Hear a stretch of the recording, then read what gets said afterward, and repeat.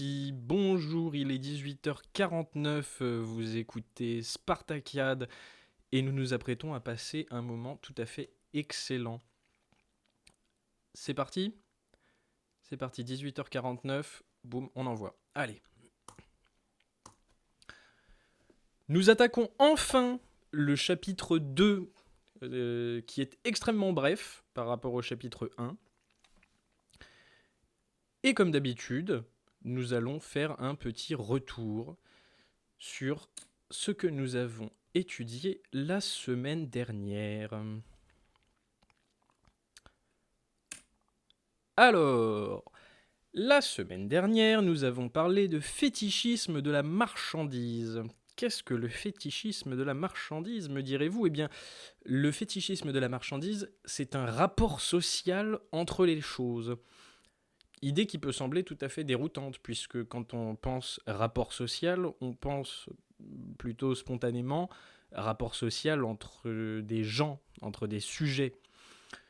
Et ben Marx nous dit que pas du tout. Dans la société où règne le mode de production capitaliste, la société où la production prend en général la forme d'une marchandise, les échanges matériels entre les hommes, entre les sujets, prennent la forme, se présentent comme un rapport social entre les choses.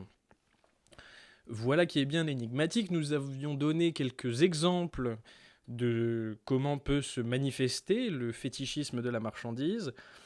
Nous avons tenté d'expliquer d'où il venait, donc je vais essayer de le rappeler. Et la semaine dernière, notre cher ami Lemort avait regretté que nous ne fassions pas de phénoménologie. Eh bien, avec un petit peu de retard, je vais tenter d'accéder à sa requête. Enfin, la phénoménologie, c'est une chose avec laquelle je ne suis pas du tout à l'aise. J'ai absolument pas étudié le truc, mais bon, je vais quand même tenter. Alors, déjà, l'hydratation, c'est important. Là, on est bien. Qu'est-ce que la phénoménologie, me demanderez-vous ? Phénoménologie, vous reconnaissez phénomène. Un phénomène, c'est quoi ? Un phénomène, c'est ce qui se présente à nous dans l'expérience. C'est un petit peu comme l'apparence des choses, si on veut. Et donc, qu'est-ce qu'une démarche phénoménologique appliquée à la question du fétichisme de la marchandise donnerait, dans notre cas ? Eh bien, prenons le cas de ce cher Steve, qui échange des marchandises. Steve, il arrive dans une société où l'échange est déjà un phénomène répandu. Et donc, s'il se pose la question, pourquoi est-ce qu'il échange des marchandises ? Eh ben, il échange des marchandises parce que les marchandises sont échangeables par nature. C'est-à-dire qu'il se dit, voilà, il y a une substance de la marchandise qui est son échangeabilité. Et notre bon Steve croit avoir ainsi résolu la question. Et si on reste dans une logique purement formelle, c'est-à-dire une logique de si alors, logique dont on est familier dès qu'on a un petit peu étudié en mathématiques à l'école ce que c'était qu'un algorithme. Si proposition A, alors conclusion B. Voilà. Là, en l'occurrence, les termes de substance et de forme sont disposés dans cet ordre. Si substance, alors forme. Voilà.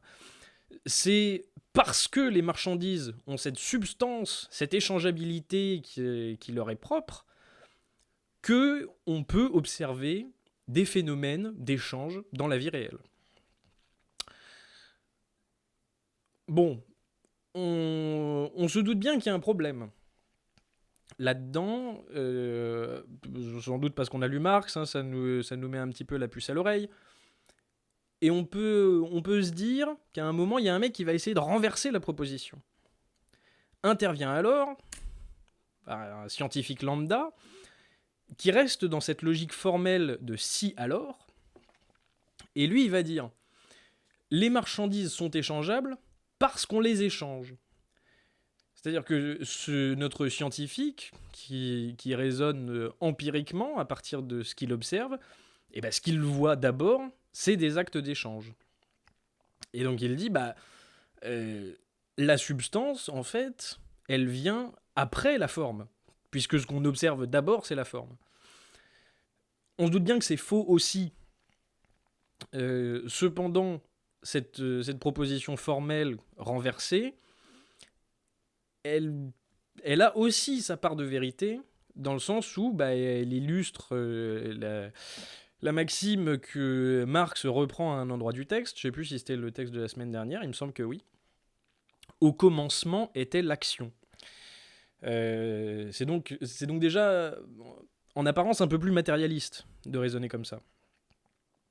Nous, comme on a lu Marx, on voit bien que... Alors, on a commencé par la substance, pour après traiter de la forme de la la forme de la valeur, plutôt. Sauf que ce qu'on a commencé à voir, et ce qu'on va voir encore plus, c'est que forme et substance se développent ensemble. Excusez-moi. Et que ce développement est historique. Voilà, et que donc, cette idée de dire dans le phénomène... le phénomène, on le perçoit par sa forme. Voilà. La substance, on y arrive après par l'analyse. Mais ce que Marx nous montre, c'est que ce processus de pensée, qu'il nous présente à l'envers, puisqu'il commence par la substance, j'ai l'impression que ça fait partie du texte de cette semaine. Bon, et ben voilà, c'était un gros spoiler, au commencement était l'action. C'est ça qui est embêtant avec le Capital, c'est que pour comprendre ce qu'on a lu dans le passage d'avant, il faut lire le passage d'après. C'est une manière que Marx a de nous forcer à lire l'intégralité de son livre, tout ça pour vendre plus d'exemplaires. Il était futé le bâtard. Bref, avec ce commentaire, je me suis perdu dans ce que je disais. Oui, en gros, il y a un développement conjoint de la forme et de la substance, et ce développement est historique. Voilà. Même si il nous a été présenté jusque-là comme d'une manière purement logique, en fait, c'est un développement qui s'observe dans l'histoire. Et ça va être une bonne partie de l'enjeu de ce qu'on va lire aujourd'hui. De ce que j'ai compris. Hein. Voilà, je parle... actuellement sous le contrôle de personne, mais si quelqu'un de plus qualifié que moi veut me dire que je viens de raconter n'importe quoi, je suis tout à fait preneur. Hein. Encore une fois, je n'ai aucune expertise particulière, c'est de l'impro totale. Enfin, de l'impro. Vous m'avez compris. Donc, je voulais aussi revenir sur un élément de la semaine dernière. Marx engage une polémique contre des courants de pensée économiques de son époque, ou même plutôt de l'époque qui précède d'ailleurs. T'as décidément aujourd'hui.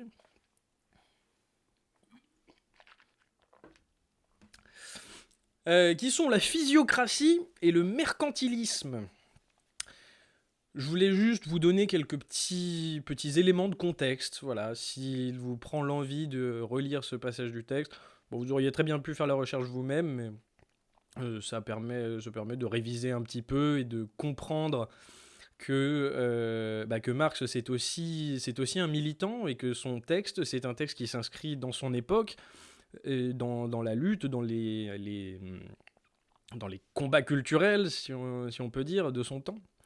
Et le Capital est pensé comme un ouvrage dont la classe ouvrière doit s'emparer pour transformer le monde. Donc c'est normal qu'il soit lié aux enjeux idéologiques de son époque. Le mercantilisme, ensemble des doctrines systématisant les politiques économiques adoptées par les États européens au XVIe et XVIIe siècle. La grande idée du mercantilisme, c'est que un État est riche parce qu'il arrive à accumuler des métaux précieux. L'État est riche parce qu'il se constitue un trésor, en gros.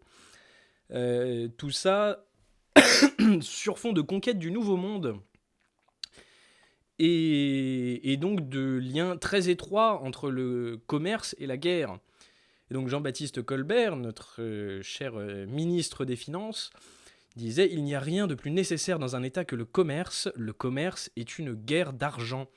Marx nous dit, il est bien gentil, notre Colbert et tous les autres mercantilistes, mais ils sont complètement dans le fétichisme de la marchandise. Accumuler des métaux précieux, c'est bien sympa, mais tu peux pas remplacer toute la richesse concrète de la diversité énorme des marchandises juste par de l'or. Je veux dire, par exemple, en cas de famine, ça va être compliqué si tu as un trésor immense mais rien à manger. Bon. C'était très bref. Donc directement physiocratie, courant qui s'oppose au mercantilisme à l'époque, doctrine de propriétaire foncier pour qui seule la richesse agricole importe. Je vous ai mis un grand exemple de penseur physiocrate, sans doute le plus connu. Si vous vous souvenez, Marx, dans le texte, dit alors les physiocrates, ils sont tout autant en proie que les mercantilistes aux illusions du fétichisme de la marchandise. Pour les physiocrates, toute la richesse vient de la terre. Voilà. Du coup, la question du travail humain qui vient de nous occuper pendant les 5 premiers épisodes, pour les physiocrates, on s'en tape. Voilà. Il y a peut-être un petit défaut théorique là-dessus. Marx reconnaît quand même quelques mérites aux physiocrates. Il dit qu'ils sont largement supérieurs aux mercantilistes sur certains aspects. François Quesnay, par exemple, il avait développé une conception de la société divisée en classes. Et il basait une large part de sa théorie là-dessus. Donc on peut comprendre que ça ait intéressé Marx. Mais bon, voilà, c'est tout ça pour vous poser quelques repères. Dites-moi si à l'avenir vous voulez que je refasse comme ça des petits encarts sur les divers courants de pensée qui permettent d'enrichir un petit peu, de faire des contrepoints au capital. Donc, c'est chouette. Merci beaucoup, très bien. Bon, j'essaierai de refaire ça quand l'occasion se présentera. Je crois que nous avons terminé avec le rappel de la semaine dernière, tout à fait. Et on est parti pour la lecture du jour. Et je rebois de l'eau parce que je suis désolé, aujourd'hui j'ai un chat dans la gorge, c'est une catastrophe.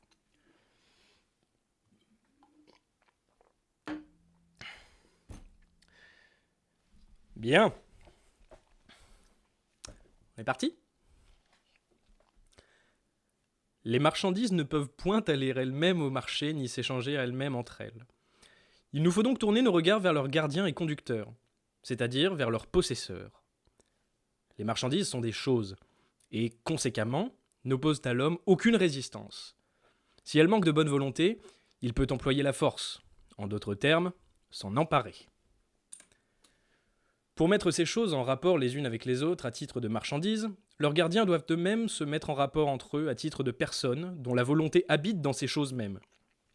Fétichisme de la marchandise. De telle sorte que la volonté de l'un est aussi la volonté de l'autre, et que chacun s'approprie la marchandise étrangère en abandonnant la sienne, au moyen d'un acte volontaire commun. Ils doivent donc se reconnaître réciproquement comme propriétaires privés.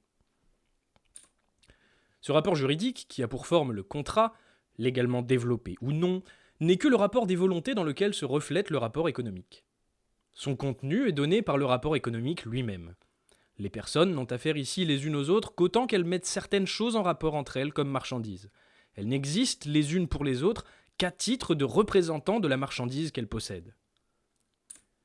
Nous verrons d'ailleurs dans le cours du développement que les masques divers dont elles s'affublent, suivant les circonstances, ne sont que les personnifications des rapports économiques qu'elles maintiennent les unes vis-à-vis des autres. Tout de suite une pause. Pourquoi ? Parce que ce que vient de lâcher Marx est absolument énorme. Il vient de nous dire, le rapport juridique, ça n'est que le reflet du rapport économique sous-jacent. On est là dans une illustration du matérialisme historique, qui nous dit que la superstructure idéologique, juridique, politique, culturelle, etc., ne s'établit que sur l'infrastructure, c'est-à-dire sur, en gros, le mode de production, les forces productives, les rapports de production, tout ce qui fait la production et la reproduction de la vie réelle. Voilà. Pour le dire très simplement, avant de s'intéresser à la peinture ou à la théorie juridique, il faut avoir de quoi bouffer. Pourquoi j'insiste là-dessus ? Parce que j'aimerais beaucoup, peut-être à l'occasion d'un épisode hors série, on en reparlera dans le vocal, vous parler de Evgeny Pachoukanis, qui a écrit un bouquin que j'adore, qui s'appelle « La théorie générale du droit et le marxisme ».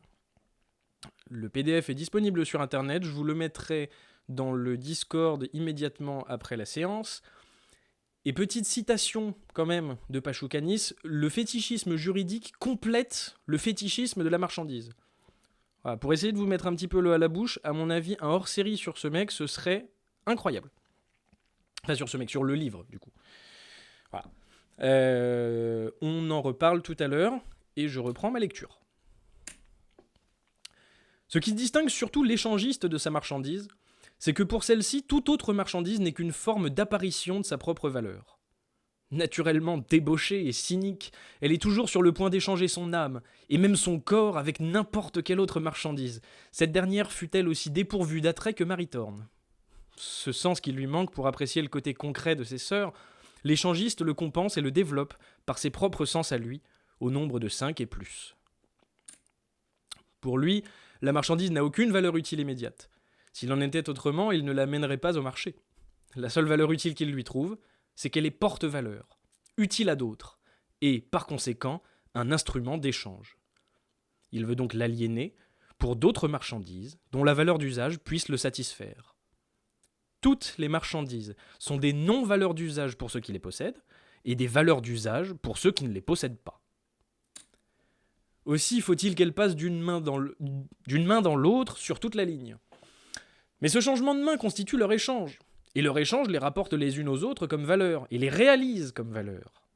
Il faut donc que les marchandises se manifestent comme valeur avant qu'elles puissent se réaliser comme valeur d'usage.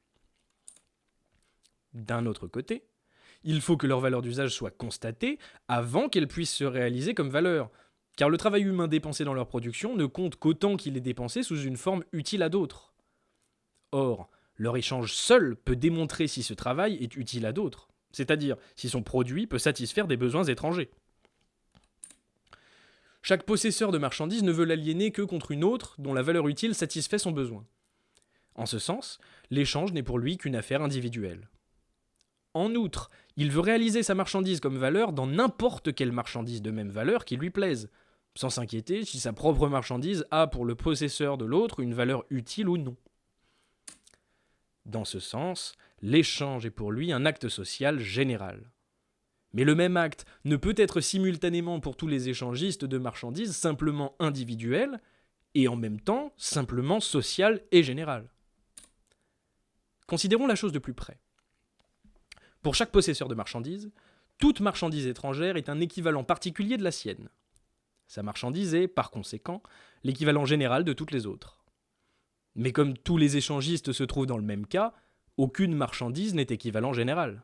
Et la valeur relative des marchandises ne possède aucune forme générale sous laquelle elles puissent être comparées comme quantité de valeur.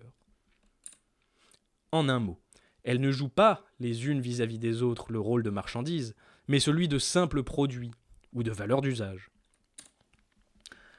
Dans leur embarras, nos échangistes pensent comme Faust. Au commencement était l'action. Aussi ont-ils déjà agi avant d'avoir pensé, et leur instinct naturel ne fait que confirmer les lois provenant de la nature des marchandises.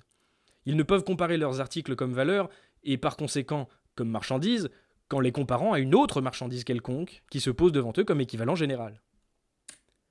C'est ce que l'analyse précédente a déjà démontré.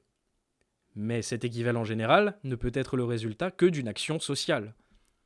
Une marchandise spéciale est donc mise à part par un acte commun des autres marchandises et sert à exposer leurs valeurs réciproques. La forme naturelle de cette marchandise devient ainsi la forme équivalent socialement valide. Le rôle d'équivalent général est désormais la fonction sociale spécifique de la marchandise exclue, et elle devient argent. Ils ont tous un même dessein, et ils donneront à la bête leur force et leur puissance, et que personne ne puisse ni acheter ni vendre que celui qui aura le caractère ou le nom de la bête, ou le nombre de son nom. Petite citation tirée de l'Apocalypse. Je n'ai aucune culture biblique, donc vous attendez pas un commentaire de ma part là-dessus. Boum. Petite pause. Petit coup de flotte.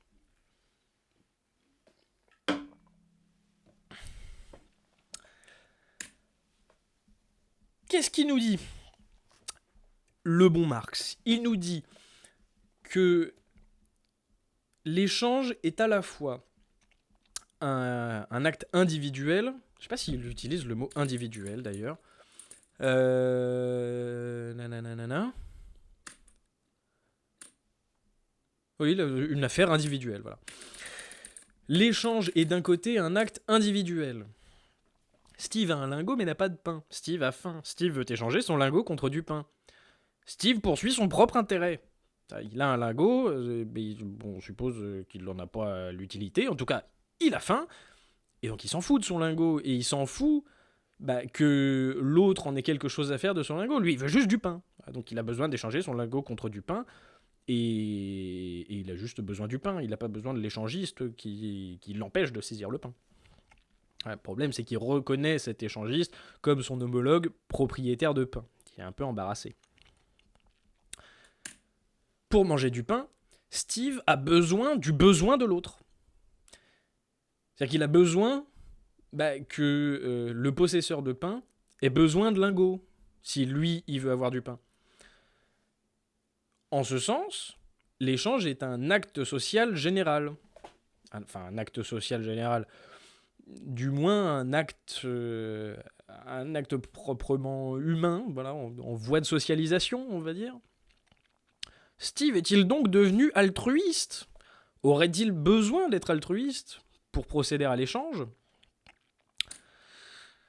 Si personne ne veut de son lingot, Steve est tristoun, puisque il n'a pas de pain, du coup il meurt de faim.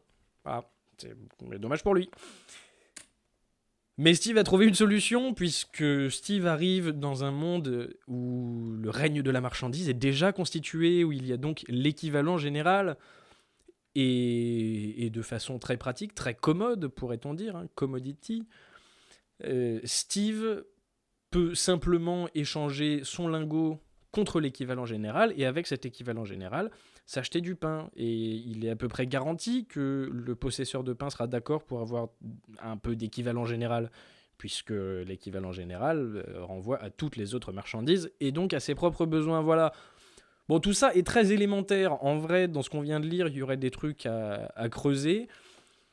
Je compte sur vous, pendant la petite pause que je vais faire avant de lancer le vocal, pour relire le passage qu'on vient de voir, et essayer de faire des remarques, poser des petites questions. Voilà. Parce qu'il n'y a pas de raison qu'il n'y ait que moi qui bosse. Et on est parti. On recommence, je crois que c'est bon. Ouais, allez.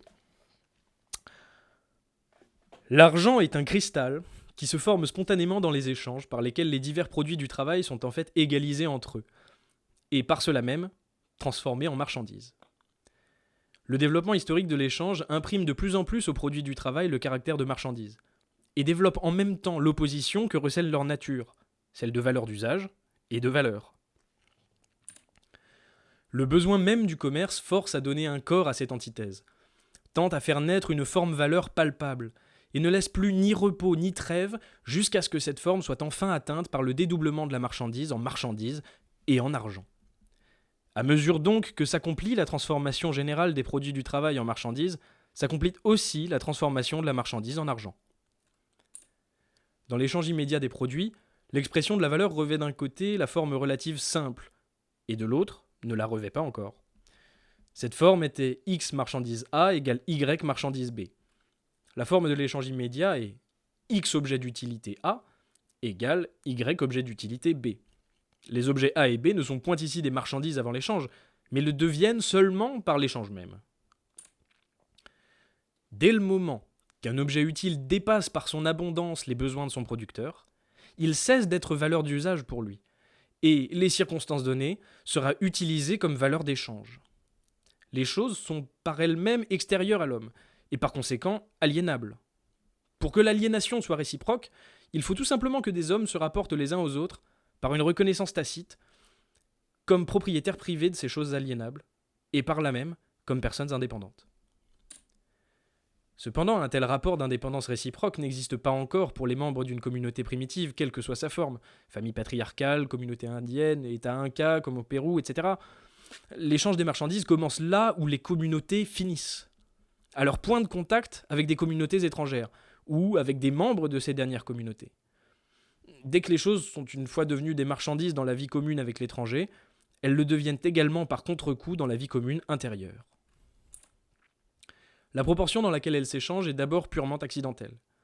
Elles deviennent échangeables par l'acte volontaire de leurs possesseurs, qui se décident à les aliéner réciproquement. Peu à peu, le besoin d'objets utiles provenant de l'étranger se fait sentir davantage et se consolide. La répétition constante de l'échange en fait une affaire sociale régulière. Et avec le cours du temps, une partie au moins des objets utiles est produite intentionnellement en vue de l'échange. À partir de cet instant s'opère d'une manière nette la séparation entre l'utilité des choses pour les besoins immédiats et leur utilité pour l'échange à effectuer entre elles, c'est-à-dire entre leur valeur d'usage et leur valeur d'échange. D'un autre côté, la proportion dans laquelle elles s'échangent commence à se régler par leur production même. L'habitude les fixe comme quantité de valeur.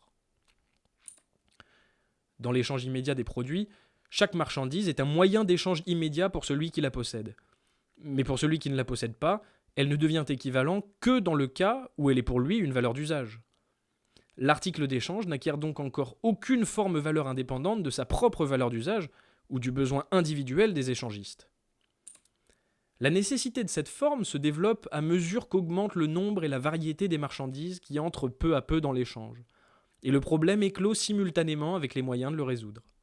Des possesseurs de marchandises n'échangent et ne comparent jamais leurs propres articles avec d'autres articles différents, sans que diverses marchandises soient échangées et comparées comme valeur par leurs maîtres divers, avec une seule et même troisième espèce de marchandise. Une telle troisième marchandise, en devenant équivalent pour diverses autres, acquiert immédiatement, quoique dans d'étroites limites, la forme équivalent générale ou sociale. Cette forme générale naît et disparaît avec le contact social passager qui l'a appelée à la vie, et s'attache rapidement et tour à tour, tantôt à une marchandise, tantôt à l'autre. Dès que l'échange a atteint un certain développement, elle s'attache exclusivement à une espèce particulière de marchandise, ou se cristallise sous forme argent. Le hasard décide d'abord sur quel genre de marchandise elle reste fixée. On peut dire cependant que cela dépend en général de deux circonstances décisives. La forme argent adhère ou bien aux articles d'importation les plus importants, qui révèlent en fait les premiers la valeur d'échange des produits indigènes, ou bien aux objets, ou plutôt à l'objet utile qui forme l'élément principal de la richesse indigène aliénable, comme le bétail par exemple. Les peuples nomades développent les premiers la forme argent parce que tous leurs biens et tout leur avoir se trouvent sous forme mobilière, et par conséquent immédiatement aliénables. De plus, leur genre de vie les met constamment en contact avec des sociétés étrangères et les sollicite par cela même à l'échange des produits. Les hommes ont souvent fait de l'homme même, dans la figure de l'esclave, la matière primitive de leur argent. Il n'en a jamais été ainsi du sol. Une telle idée ne pouvait naître que dans une société bourgeoise déjà développée. Elle date du dernier tiers du XVIIe siècle, et sa réalisation n'a été essayée sur une grande échelle, par toute une nation, qu'1 siècle plus tard, dans la Révolution de 1789, en France. Pause, et je vous mets en attente, il faut que je retourne remplir ma bouteille. Voilà.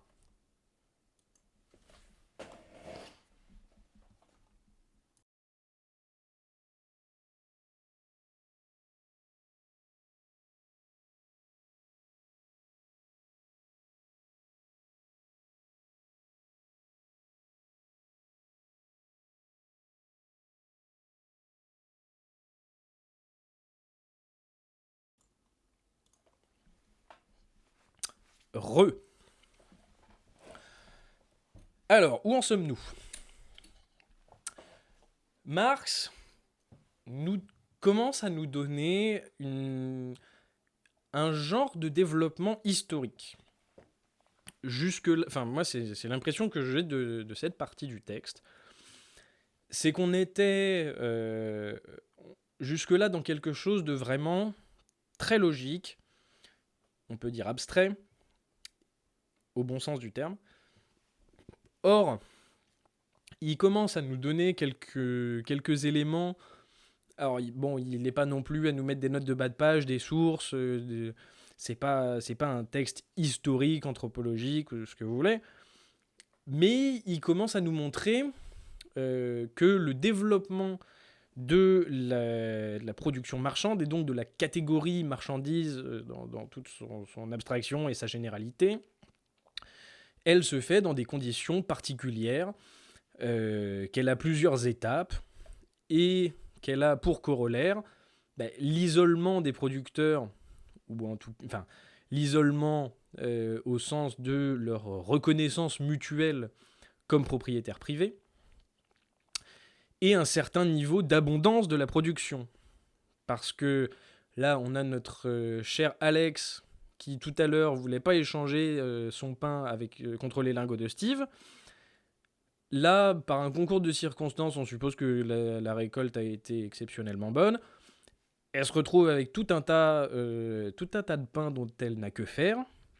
Et d'un coup, elle commence à se dire, mais ce serait pas mal en fait de choper des lingots de fer, puisque de toute façon, il y a une grande partie du pain que j'ai produit qui n'est plus une valeur d'usage pour moi, puisque je n'en ai pas l'utilité. Voilà. Boum.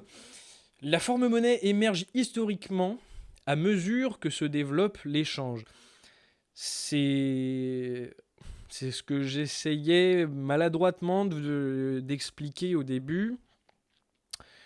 C'est que le développement de la forme-valeur, que Marx vient de reparcourir, hein, si vous avez été attentif, c'est un peu ce qu'il a fait. Il a reparcouru le développement de la forme-valeur qu'on avait étudié dans le chapitre précédent, mais sous une forme plus historique. Et il nous dit que le développement de la forme-valeur qui va révéler cette substance et qui va même faire exister cette substance, la substance n'existait pas sans la forme, si on veut. Pas trop sûr de ce que j'avance, hein, mais moi c'est un peu comme ça que je comprends le caractère dialectique de la chose. Et il nous dit que dans son développement, il y a des caractères accidentels, des caractères contingents, qui vont faire que l'équivalent général, ça va plutôt être telle ou telle marchandise. Alors dans certaines sociétés, ça a beaucoup été les coquillages qui ont servi de première forme de monnaie. Marx nous dit, voilà, pour les sociétés nomades, pastorales, c'est beaucoup le bétail. On comprend pourquoi, parce que c'est pratique, c'est aliénable. C'est-à-dire qu'on peut... aliénable, c'est qu'on peut rendre étranger à soi. En gros, dont on peut se débarrasser, quoi. Qu'on peut céder à quelqu'un d'autre. Et ça dépend aussi de certains caractères de la société dans laquelle émerge l'équivalent général. Donc voilà, et là il nous dit, dans une société de pasteurs, ça va être le bétail. Et tout cela appelle beaucoup de développement, et on y reviendra, je l'espère, dans un épisode dédié. Alors, on avait déjà un peu évoqué le truc. Et je crois que... Ouais, on recommence la lecture. Et on a presque fini le chapitre, hein. C'était un chapitre extrêmement court, comme vous avez pu le voir. Pour moi, c'est un chapitre de transition. Voilà. Mais bon, bref, je recommence la lecture. À mesure que l'échange brise ces liens purement locaux, et que par suite, la valeur des marchandises représente de plus en plus le travail humain en général, la forme argent passe à des marchandises que leur nature rend aptes à remplir la fonction sociale d'équivalent général, c'est-à-dire aux métaux précieux. Que maintenant, bien que par nature l'or et l'argent ne soient pas monnaie, mais que la monnaie soit par nature or et argent, c'est ce que montre l'accord et l'analogie qui existent entre les propriétés naturelles de ces métaux et les fonctions de la monnaie. Mais jusqu'ici, nous ne connaissons qu'une fonction de la monnaie, celle de servir comme forme de manifestation de la valeur des marchandises, ou comme matière dans laquelle les quantités de valeur des marchandises s'expriment socialement. Or, il n'y a qu'une seule matière qui puisse être une forme propre à manifester la valeur, ou servir d'image concrète du travail humain abstrait, et conséquemment égale.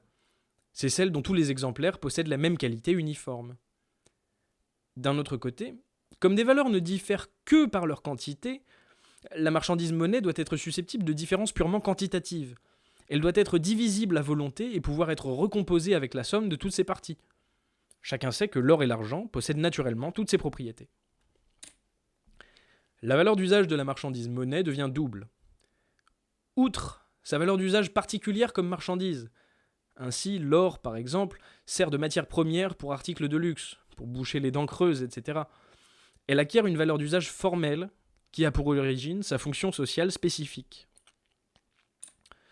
Comme toutes les marchandises ne sont que des équivalents particuliers de l'argent, et que ce dernier est leur équivalent général, il joue vis-à-vis d'elle le rôle de marchandise universelle, et elle ne représente vis-à-vis de lui que des marchandises particulières.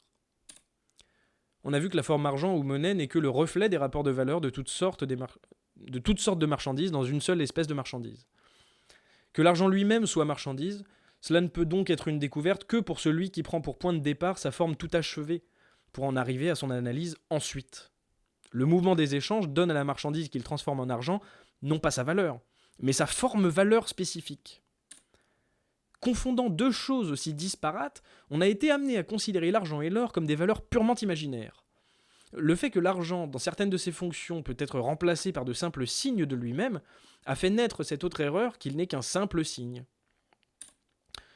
D'un autre côté, il est vrai, cette erreur faisait pressentir que sous l'apparence d'un objet extérieur, la monnaie déguise en réalité un rapport social. Dans ce sens, toute marchandise serait un signe, parce qu'elle n'est valeur que comme enveloppe matérielle du travail humain dépensé dans sa production.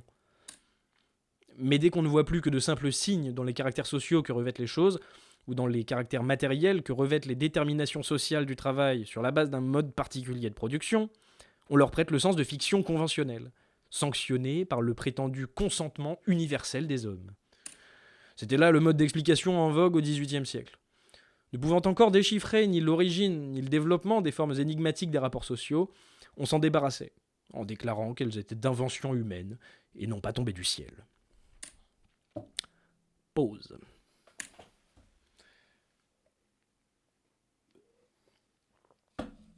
Qu'est-ce que la monnaie ? Vous allez me dire, on a quand même largement répondu à la question. La monnaie, c'est l'équivalent général.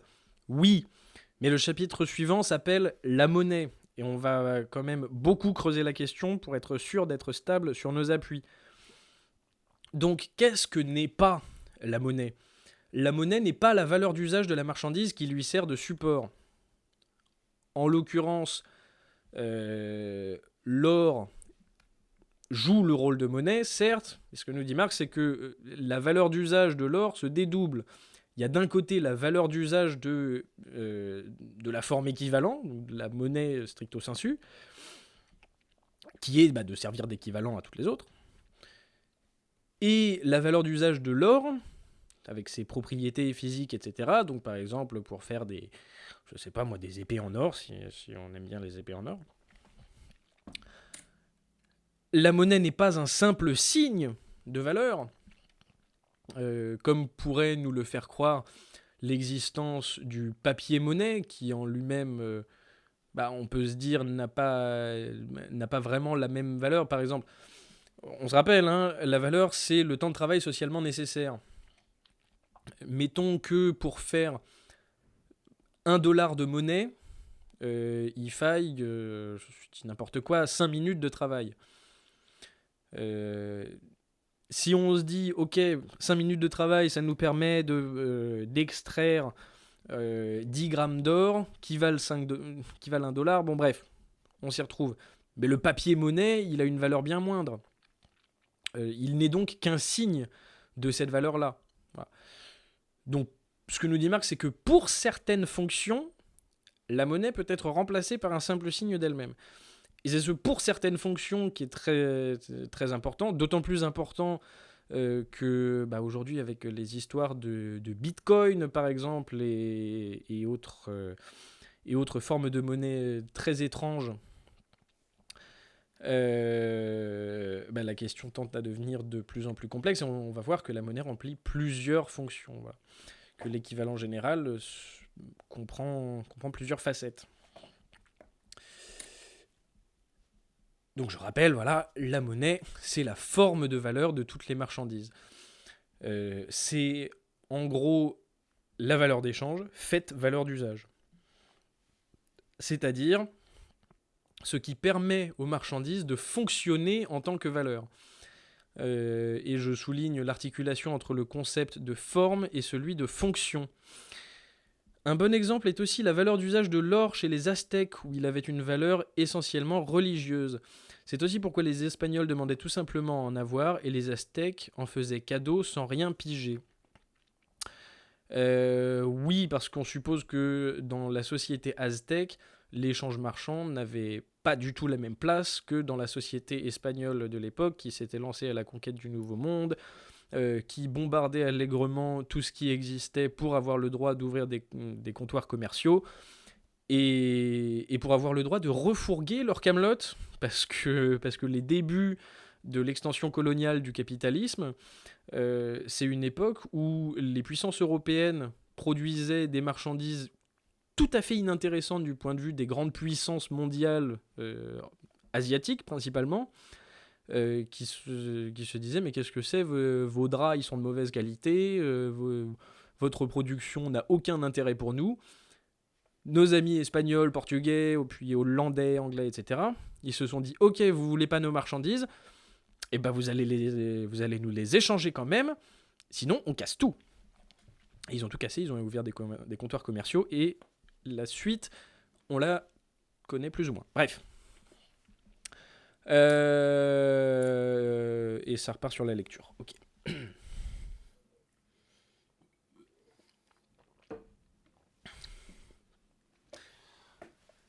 Bon. Nous avons déjà fait la remarque que la forme équivalente d'une marchandise ne laisse rien savoir sur le montant de sa quantité de valeur. Si l'on sait que l'or est monnaie, c'est-à-dire échangeable contre toutes les marchandises, on ne sait point pour cela combien valent par exemple 10 livres d'or. Comme toute marchandise, l'argent ne peut exprimer sa propre quantité de valeur que relativement dans d'autres marchandises. Sa valeur propre est déterminée par le temps de travail nécessaire à sa production et s'exprime dans le quantum de toute autre marchandise qui a exigé un travail de même durée. Cette fixation de sa quantité de valeur relative a lieu à la source même de sa production, dans son premier échange. Dès qu'il entre dans la circulation comme monnaie, sa valeur est donnée. Déjà dans les dernières années du XVIIe siècle, on avait bien constaté que la monnaie est marchandise. L'analyse n'en était cependant qu'à ses premiers pas.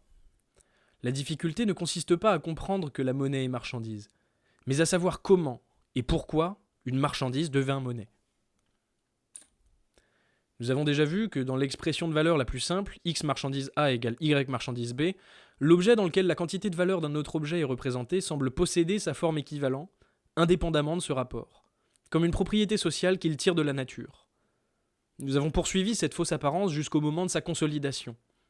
Cette consolidation est accomplie dès que la forme équivalent générale s'est attachée exclusivement à une marchandise particulière, ou s'est cristallisée sous forme argent. Une marchandise ne paraît point devenir argent parce que les autres marchandises expriment en elle réciproquement leur valeur. Tout au contraire, ces dernières paraissent exprimer en elle leur valeur parce qu'elle est argent. Le mouvement qui a servi d'intermédiaire s'évanouit dans son propre résultat et ne laisse aucune trace. Les marchandises trouvent, sans paraître y avoir contribué en rien, leur propre valeur représentée et fixée dans le corps d'une marchandise qui existe à côté et en dehors d'elle. Ces simples choses, argent et or, telles qu'elles sortent des entrailles de la terre, figurent aussitôt comme incarnation immédiate de tout travail humain. De là, la magie de l'argent. Et comme je vous l'avais dit tout à l'heure, nous allons prendre une petite pause de 5 minutes pour que vous ayez le temps, si Dieu veut, de relire un petit peu le premier passage. Et voilà. Donc 5 minutes, il est 19h33, on se retrouve à 38. Et oui, je sais que ce soir, il y a un match de foot, mais on s'en tape, d'accord ? Le capital, c'est plus important. Malgré tout le respect que j'ai pour le football, qui est un sport magnifique, il y a un moment, il faut savoir choisir ses priorités. Voilà, ça, c'était un tacle à la gorge complètement gratuit. À toutes.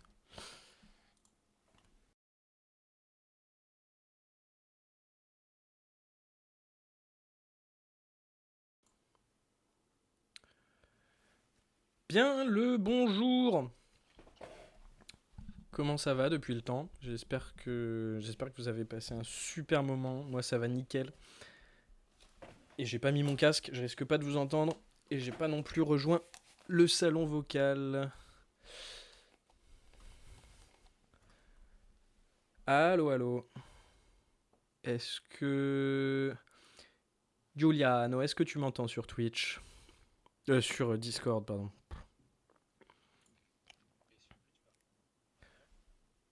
Ah, attends. M'entends-tu? Allô? Tu m'entends? Oui, je t'entends, merveilleux. Ouais. Est-ce que dans le Attends, chat... je galère avec le micro. Attends. D'accord, champion. Est-ce que dans le chat, vous entendez Don Giuliano? Ok, c'est bon. Non, j'avais le micro en fait derrière la tête, donc c'était pas évident. D'accord.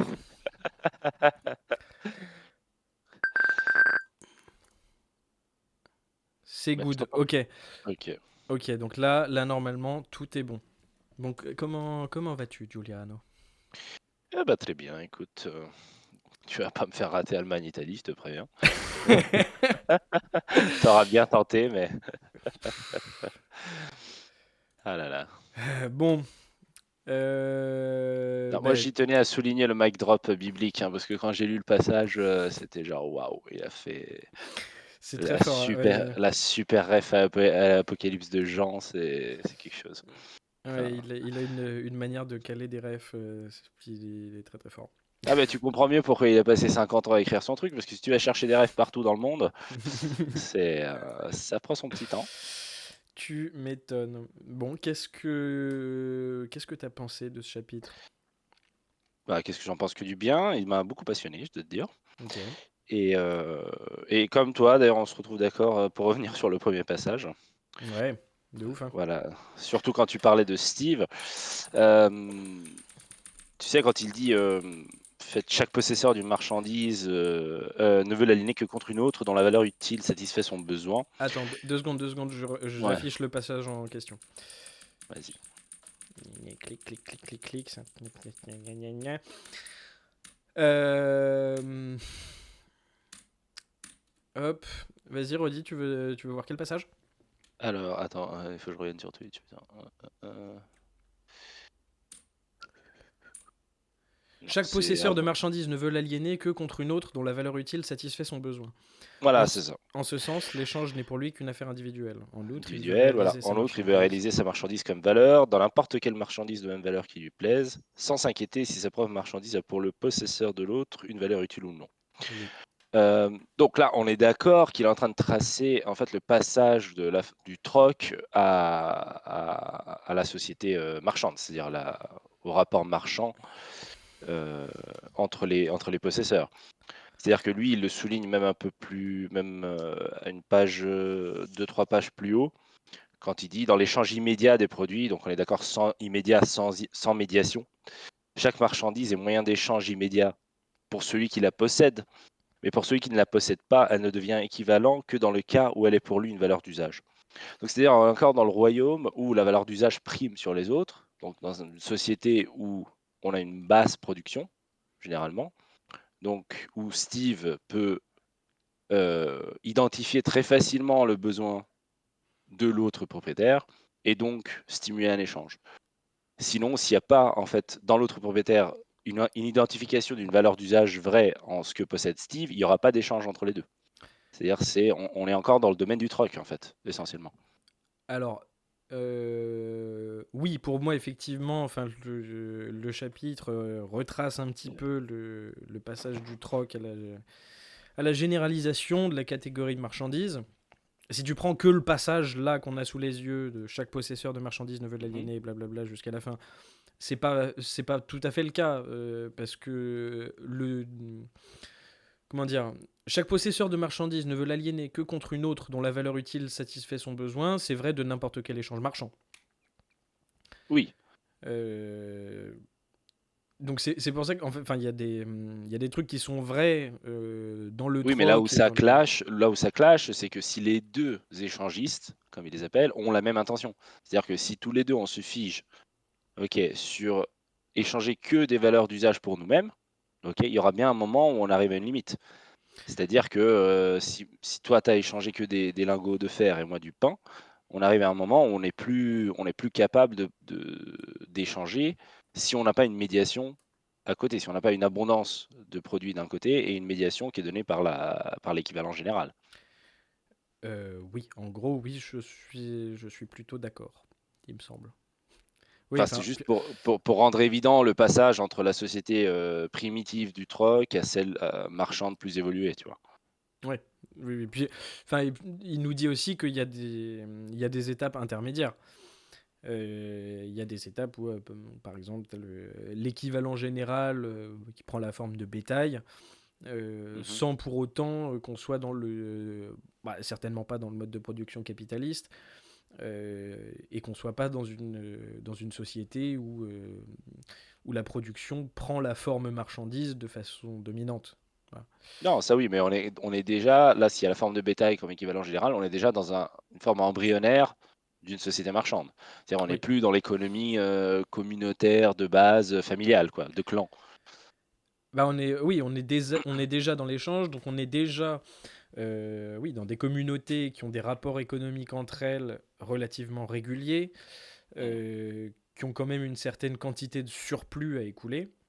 Voilà. Donc oui, enfin, oui, la question sous-jacente, c'est comment est-ce que le développement des forces productives qui permet d'avoir une certaine abondance va main dans la main avec le développement de la marchandise. Oui.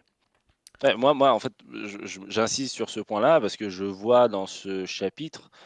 En fait, je vois que ce chapitre, il sert un peu un propos anthropologique, de Marx. C'est-à-dire, il nous offre quand même une vue, sur l'évolution des rapports sociaux, en fait, Ouais. entre les communautés humaines. C'est-à-dire, il fait vraiment un rapport entre la quantité de ce qui est produit, le développement des forces productives et le changement, du coup, des rapports, des rapports économiques. Changement de développement des rapports sociaux et Ouais. principalement des rapports de production. Ah. Mmh, mmh Et, mh. et nous, on est à l'époque où le rapport de production dominant, c'est le rapport capitaliste, parce qu'il y a eu avant tout le développement de la marchandise, mais là, on commence à spoiler un peu la suite. Mmh. Et attends, dans le même passage, par contre, j'avais une deuxième question. Oui. Toujours le passage, chaque possesseur, voilà. Je crois que c'est la page d'après. Donc dans ce sens, l'échange est Dans ce sens, l'échange est pour lui un acte social voilà. général. Mais le même Donc acte ne peut l'acte être simultanément pour tous les échangistes de marchandises simplement individuel et en mmh, même temps simplement social et général. Ouais. voilà. Donc on est d'accord, l'acte social général, quand il dit dans ce sens, l'échange est pour lui un acte social général. On est d'accord que lui, par général, il entend que c'est un acte qui ne répond pas à des besoins particuliers des autres usagers quoi, des autres, échangistes. C'est un acte social dans le sens que tu fournis un produit, mais tu le fournis sans penser à quelle pourrait être la valeur d'usage pour l'autre. Oui, oui, c'est clairement ce qu'il dit.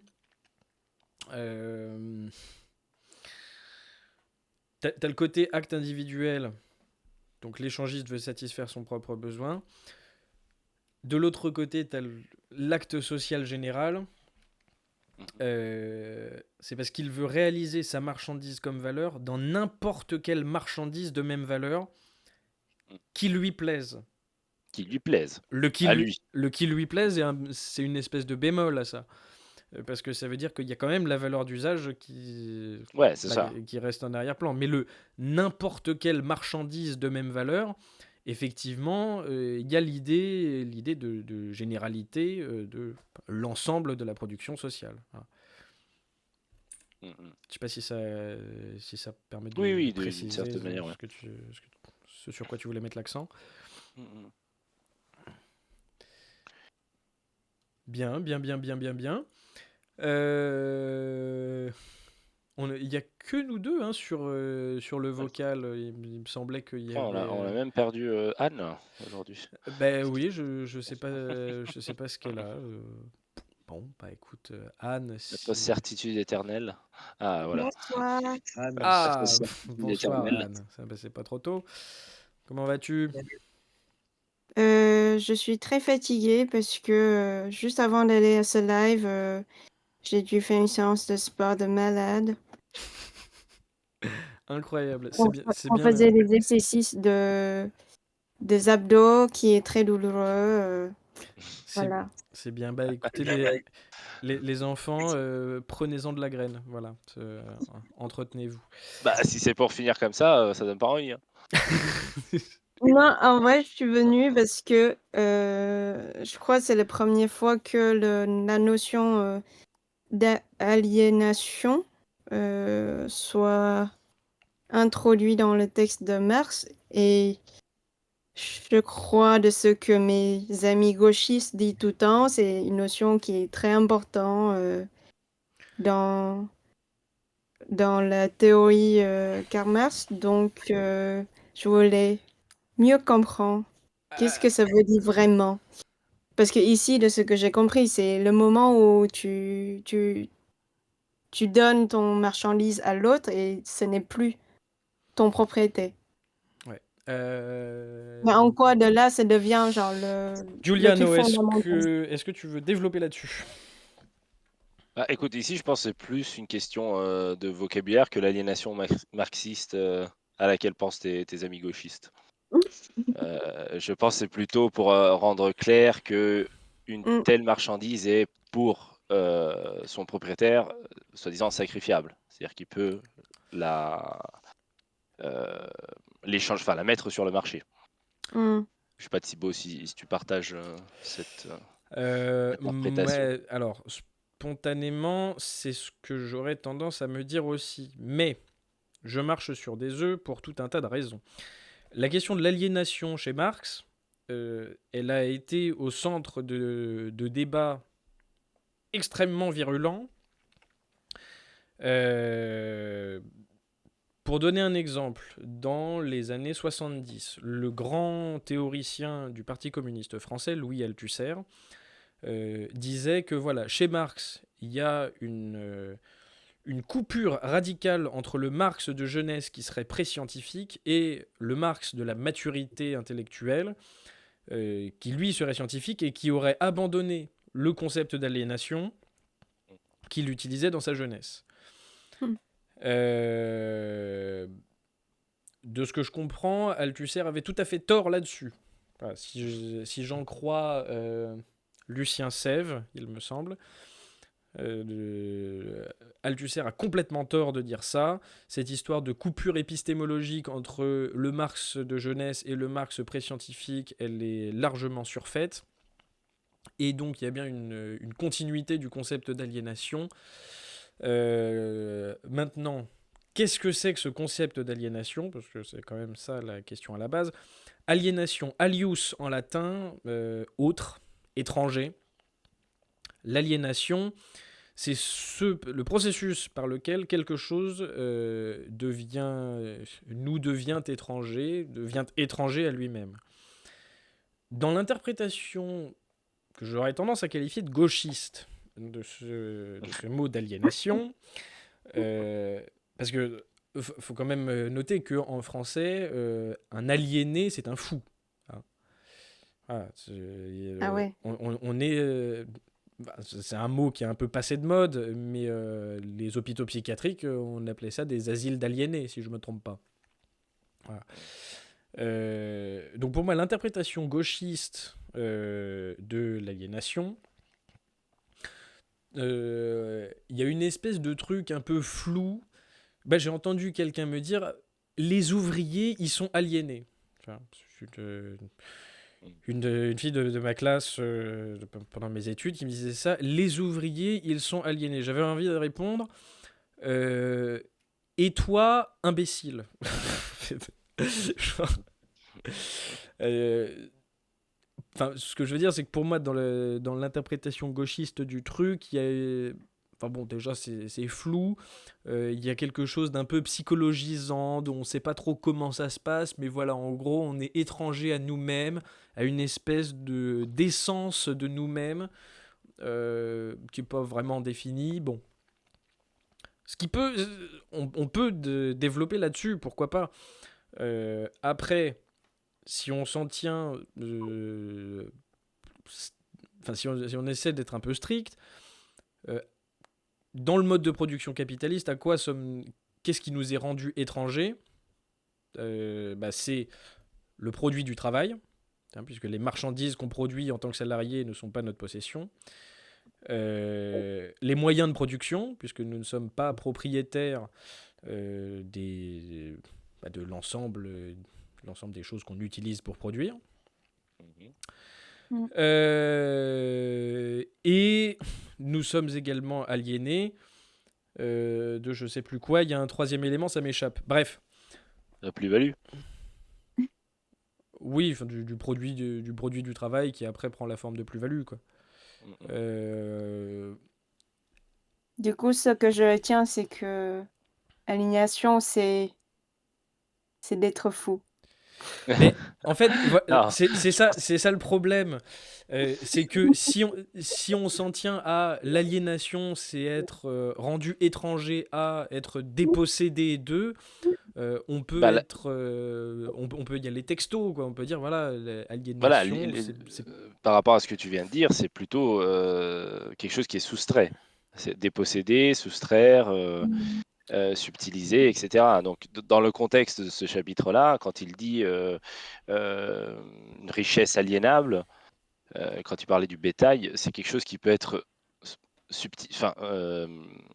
enlevé, subtilisé, soustrait, sans une atteinte vitale aux besoins des personnes. Donc, elle peut prendre le rôle d'une marchandise, de la forme valeur équivalente.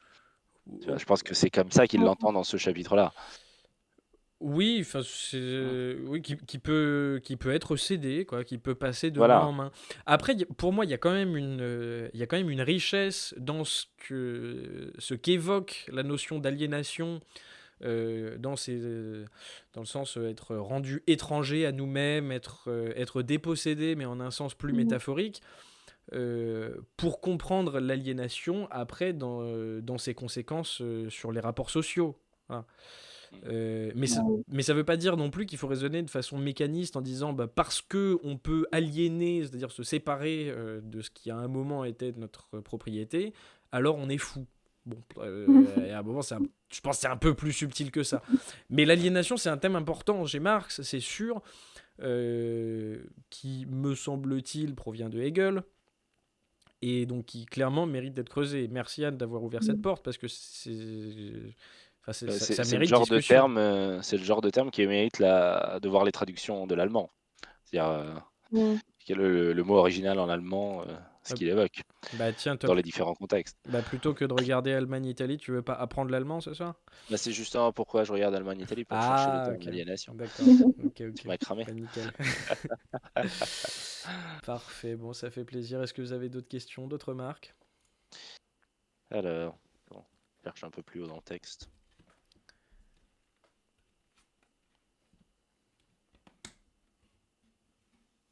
Alors, je confirme deux fois ce que je disais avant par rapport aux propos anthropologiques de ce chapitre quand il parle aussi de l'argent. Et quand il dit le fait que l'argent, dans certaines de ses fonctions, peut être remplacé par des simples signes de lui-même, qui a fait naître cette autre erreur qui n'est qu'un simple signe. Tu vois, il va quand même trancher dans le dur, tu vois, de cette mystification qu'il y a eu pendant des siècles dans les sociétés humaines, non, de l'argent comme convention universelle et qui était en fait cette chose qui découlait des rois, des empereurs, etc., donc de la divinité, et qui pouvait être déterminée par telle ou telle personne selon son rôle et selon son pouvoir, alors que lui, en fait, c'est pratiquement un des premiers qui va décortiquer l'inverse, tu vois, qui va Ouais, alors ramener... sur ouais. sur le rôle de la puissance publique, pourrait-on dire, donc les rois, enfin ceux qui battent monnaie dans cette mystification, Marx revient dessus dans le chapitre suivant, ça on va voir. Après, pour le côté de la mystification que Marx entreprend de dissiper, j'ai envie de te dire, elle est encore plus prégnante aujourd'hui. Oui, mais par fétichisme, pas Oui, par... oui. ouais. Avant, c'était même pas. Enfin, lui, il mène une enquête scientifique sur la chose et il donne le bénéfice du doute aux penseurs précédents en disant bon, on n'avait pas découvert l'essence même de la forme marchandise, etc. Là, aujourd'hui, c'est plutôt grâce au filtre de Marx qu'on peut dire c'est un fétichisme en fait. On a fétichisé cette marchandise-là. Enfin, c'est un processus. À mon avis, c'est subtil, mais c'est différent. Tu vois. C'est-à-dire que le pouvoir public avant battait monnaie parce qu'il pensait que c'était légitime, c'était une volonté divine de le faire. Enfin, d'attribuer de la valeur aux choses. Ce qui est une forme de fétichisme aussi. Ouais, mais renversée. En fait, inconsciente. Puis d'autant que l'idée que battre monnaie est une prérogative divine que le divin a déléguée, moi je demande des sources là-dessus. Non, mais ça, c'est moi qui fais une abstraction pour dire que le pouvoir public dans les sociétés féodales et classiques dérivait du divin. Les empereurs, les grands rois, les pharaons. Donc, Oui. quelque manière, c'est Oui, une oui. extension de la légitimité divine. Mais ce qui du coup nous rapproche encore de l'idée de fétichisme. C'est juste une forme de fétichisme antérieure, quoi. Ça va Oui. pas être le fétichisme des Bitcoin Bros, par exemple. Non. Mais bon, le fond est le même. Ah, mais sauf qu'aujourd'hui, on le sait. C'est-à-dire qu'on. Ah bah on le sait. Il suffit de lire. Oui, voilà, lire Marx. il suffit de lire Marx, oui. Oui, puis il suffit. C'est-à-dire, on décide de se laisser au fétichisme, alors que lui-même, il justifie les anciens en disant bon, il pouvait pas le savoir. Mais c'est même pas qu'on se décide. Moi, je pense que ok, nous on a lu Marx. On n'a pas pour autant arrêté de vivre dans un mode de production capitaliste. Moi, je pense que dans notre vie quotidienne, si on est attentif, bien qu'ayant lu Marx, il est fort probable qu'on trouve des traces de fétichisme de la marchandise dans nos actes. Et de forme extrêmement médiatisée, extrêmement raffinée, et ça va être un travail d'apprendre à débusquer tout ça dans notre vie quotidienne, quoi. Mais je pense qu'on n'y a pas échappé juste parce qu'on a lu le premier chapitre du Capital. Moi, je pense que oui. Je pense que t'es bien optimiste, mon pote. Ce que j'évoquais au début, l'idée de faire un épisode hors série sur Yevgeny Pachoukanis, la théorie générale du droit et le marxisme. Je vous ai envoyé le lien dans le Discord. Qu'est-ce que vous en pensez ? Oui, je suis très chaud. Parce que justement, j'attendais le lien. Okay. Tu l'as envoyé sur contribution, non ? Dans Notre Ressource. Notre Ressource, ok. Voilà, sur Discord, il y a le petit channel Notre Ressource, vous cliquez, vous avez quelques liens, et le dernier, c'est celui vers le livre de Pachoukanis. Ça va bien me niquer les yeux, ça, en PDF. Ah oui, Ouais, oui. Après, vous pouvez toujours l'acheter en papier, hein. Moi, je vous encourage à le faire. Alors moi, je vais squatter les imprimantes du boulot pour...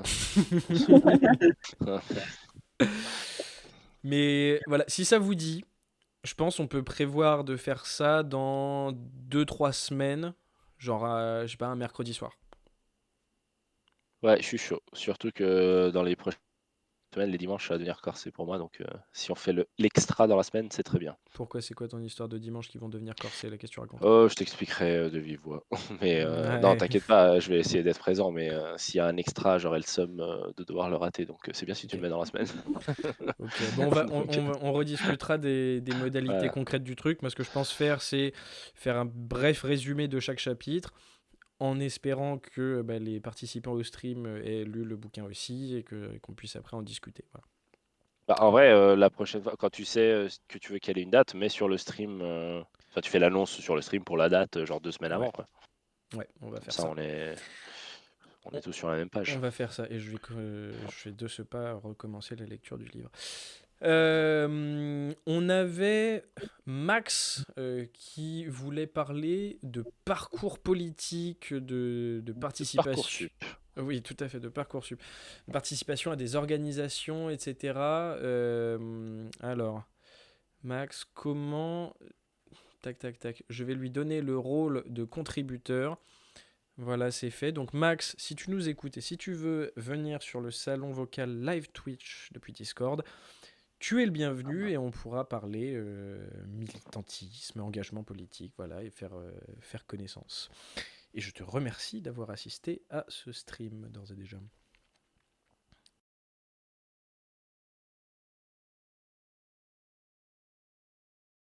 Je pense qu'on va pouvoir clore ce chapitre. Est-ce que ça vous va ? Voilà, allumer la télé et aller supporter l'Italie en bon nationaliste contre l'Allemagne. Tout à fait. Ouais. On va faire ça. Je peux permettre de te rappeler que dans la comparaison entre le nationalisme allemand et le nationalisme italien, il y en a un qui fait pas Ouais, le il y a une figure quand vieille même. fratrie. On a des vieux copains, mais bon, ça a viré à la rivalité, donc on s'estime heureux. Hein. Oui.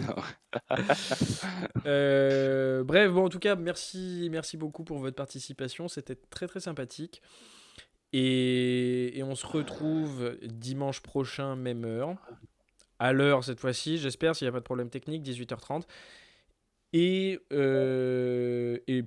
pour la semaine prochaine, il faudra lire tout le chapitre 3. Voilà. Je ne sais pas si on va tout traiter, mais je vous demande de lire tout le chapitre 3. Voilà, voilà. Alright. Bon, Allez, bonne soirée. Hein. bonne soirée tout le monde. Bonne Ciao. soirée. Ciao, ciao, Bonne ciao. soirée.